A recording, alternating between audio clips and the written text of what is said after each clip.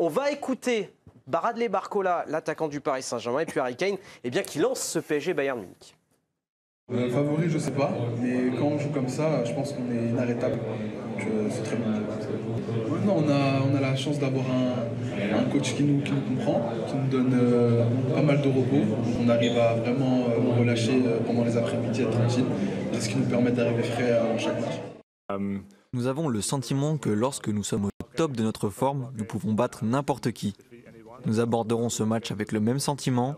Nous le respectons, mais au final, nous sommes ici pour gagner la Coupe du Monde des clubs et nous sommes impatients de relever ce défi.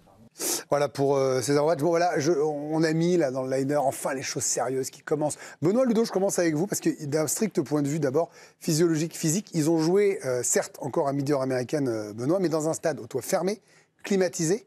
On a bien vu que c'était plus du tout le même rythme que quand ils avaient joué contre l'Atlético, où l'Atlético par exemple était bouilli. Ouais. Ça aide forcément les organismes, ça aide leur jeu. Ouais, bien sûr. Et surtout lorsque sur les premiers matchs vous jouez à midi et qu'il fait 40 degrés.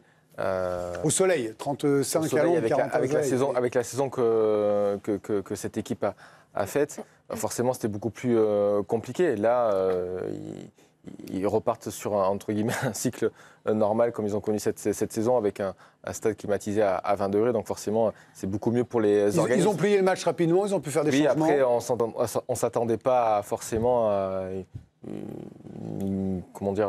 un Miami qui allait poser énormément de problèmes à ce Paris Saint-Germain-là. Je les ai vus jouer sur les phases de poule. Oui, Messi qui marque ce coup franc face à Porto qui les sauve un petit peu pour la qualif.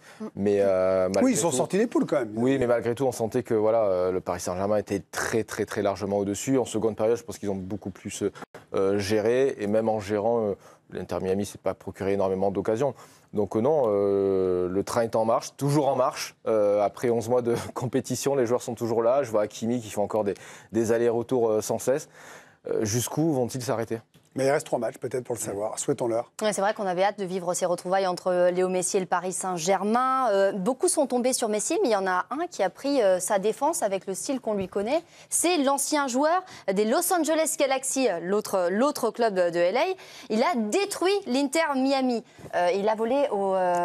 Zlatan Ibrahimovic, j'y arrivais absolument. Ouais. Il a volé au chevet de Messi. La défaite de Messi, non, ne parle pas de la défaite comme ça, comme si c'était de sa faute. Messi n'a pas perdu. L'Inter Miami l'a fait. Avez vu cette équipe? Messi joue parmi des statues, pas des coéquipiers. S'il était dans une vraie équipe à Paris, à Manchester ou dans n'importe quelle grande équipe, tu aurais vu le vrai lion. Voilà pour les mots de Zlatan Ibrahimovic. C'était aussi le retour d'Ousmane Dembélé sur la pelouse, l'occasion de retrouver son ancien coéquipier du Barça, Léo Messi, et d'échanger leur maillot avec ce mot d'Ousmane Dembélé. Quel plaisir de te revoir, Léo, le meilleur de tous les temps. J'espère que tu continueras à écrire l'histoire avec l'Inter Miami, comme lors de cette Coupe du Monde des clubs. Ousmane Dembélé qui a récupéré les maillots de tous ses anciens coéquipiers. Ça a été un braquage. Il y avait Luis Suarez, Jordi Alba ou encore Lionel Messi et même les crampons.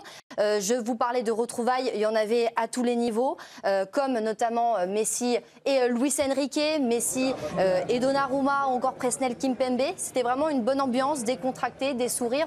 On avait l'impression en tout cas que c'était vraiment sincère. Retrouvailles aussi entre Nasser El Khelaifi et David Beckham, le président du Paris Saint-Germain qui a remis au copropriétaire de l'Inter Miami un maillot Sir David Beckham qui a terminé sa carrière à Paris en 2013. Il est apparu très ému. Et puis, dernière chose, ce match, c'était aussi la 100e de Bradley Barcola sous le maillot du Paris Saint-Germain. Nasser El Khelaifi lui a remis une médaille sous les applaudissements de ses coéquipiers dans le vestiaire. Voilà, beaucoup de retrouvailles, beaucoup de petites histoires dans la grande histoire. Bon, il n'y a pas eu match, Ludo, 4-0, on n'en parle plus. La projection, c'est le Bayern. On a mis les choses sérieuses commencent. Dans un stade qui sera à la même heure, climatisé, toit fermé également, entre deux belles équipes. Même si le Bayern avait perdu en poule contre Benfica, notamment.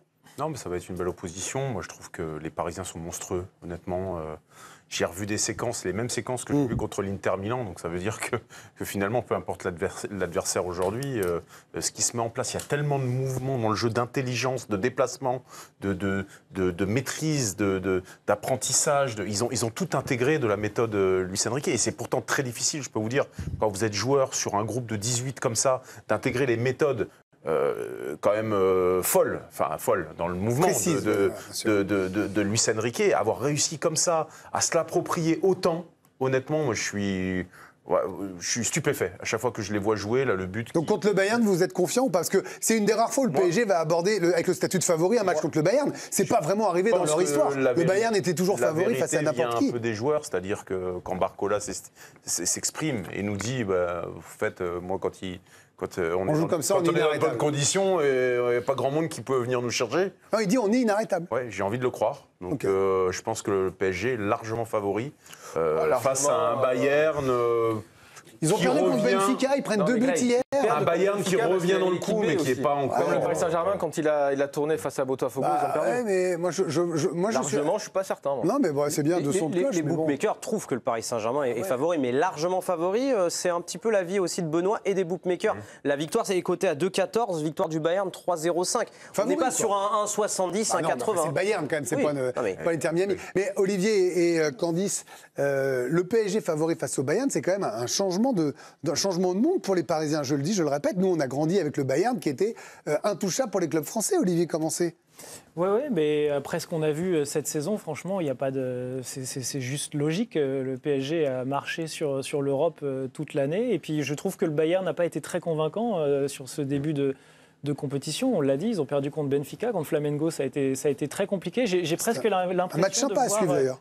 Oui, et j'ai presque l'impression de voir deux équipes qui jouent des choses différentes. J'ai l'impression que le PSG est sur la continuité de la saison prochaine, tandis que le Bayern est déjà en train de préparer la saison qui arrive, parce que ça tourne beaucoup.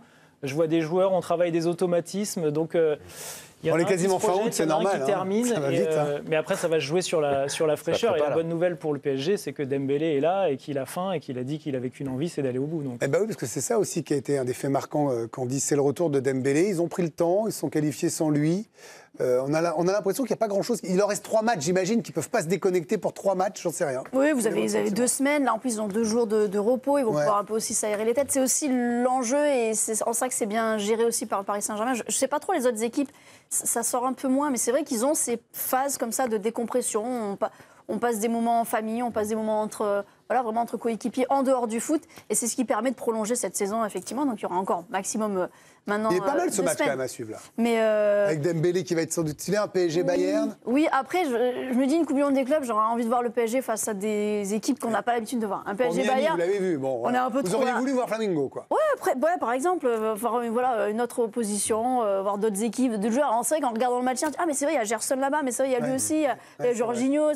Ça se resserre un peu au niveau d'élite et je suis un peu d'accord avec vous, j'ai un peu peur que ce soit très européen. Oui, on arrive sur l'écart, donc là ça commence à s'écrémer, on retrouve beaucoup les équipes européennes. J'étais un peu déçue, hier 4-0 face à l'Inter, j'étais habituée à autre chose, vous voyez. Oui. Voilà. C'est plutôt un 5 pour vous. Merci à Faro qui nous dit que Messi dit du nom, me vexez pas quand même, parce que les choses sérieuses, restez corrects s'il vous plaît. Allez, on marque une courte pause, dans un instant le hat-trick, des buts, des actions, des images avec Raphaël Sebaoun, le petit filet d'Antoine Pinault, et puis un immanquable mercato, mais alors mouse costaud, XXL, il y a beaucoup de choses avec les premiers mots notamment de Paul Pogba et on jouera aussi, à tout de suite.